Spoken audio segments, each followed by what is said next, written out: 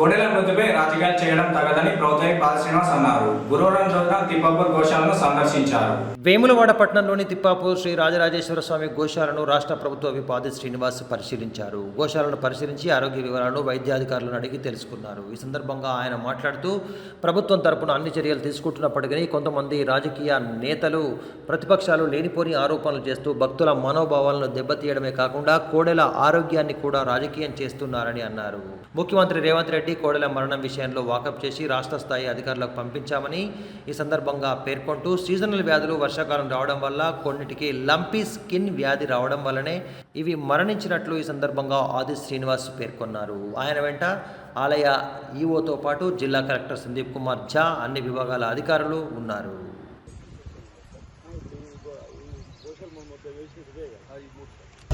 రాజన్న ఆలయ గోశాలను సందర్శించడం జరిగింది.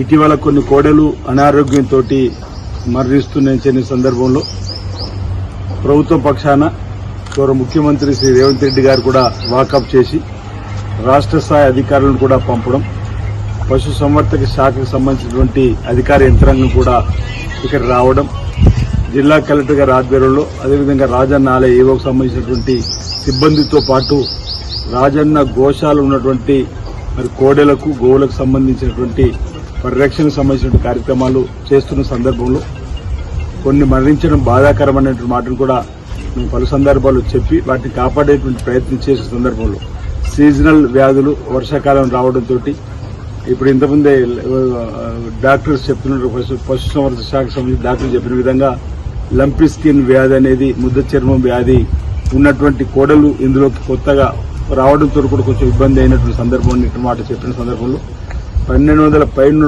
కోడలకు కూడా అన్నిటికీ వ్యాక్సిన్ ఇవ్వడం, ఇంచుమించు 16 మంది వైద్య బృందానికి సంబంధించినటువంటి వారందరూ కూడా ప్రతినిత్యం ఈ కోడలను గోవులను కాపాడేటువంటి ప్రయత్నంలో వాటికి వారి ఇచ్చిన సూచనల స్థలాలతో కూడా పచ్చి గడ్డి కానీ ఎండుగడ్డి కానీ అదేవిధంగా మినరల్స్తో కూడినటువంటి వాటిని కూడా వారికి ఆహారంగా అందించేటువంటి కార్యక్రమం కూడా చేస్తున్నప్పటికీ కొన్ని కోడలు మరణించడం విషాదకరం, బాధాకరం. ఈ సంఘటనను పునరావృతం కాకుండా చూడాలని చెప్పని ప్రభుత్వ పక్షాన తగు చర్యలు తీసుకోవాలని చెప్పని ప్రయత్నం చేస్తా ఉన్నాం.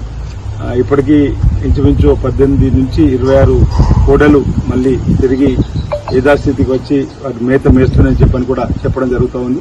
మరో 4 ఒక క్వారంటైన్లో ఒక 2 మరో క్వారంటైన్లు పెట్టి వాటి కూడా చికిత్స అందిస్తామని చెప్పని అవి కూడా కోలుకునే మళ్లీ యథాస్థాయికి తిరుగుతాయని చెప్పని చెప్పడం జరుగుతూ ఉంది. భక్తులు కూడా ఇచ్చేటువంటి పట్టు కోడముక్కు చెల్లించుకునేటువంటి క్రమంలో ఈ పాలు మరవని కోడలు ఇవ్వడం కానీ, చిన్న చిన్న కోడలు ఇవ్వడం కానీ, లేకపోతే క్రాస్ బ్రీడ్కి సంబంధించినటువంటి వాటి ఇవ్వడం వల్ల కూడా కొంచెం సమస్య తలెత్తుందని చెప్పని డాక్టర్స్ బృందం చెప్తా ఉంది.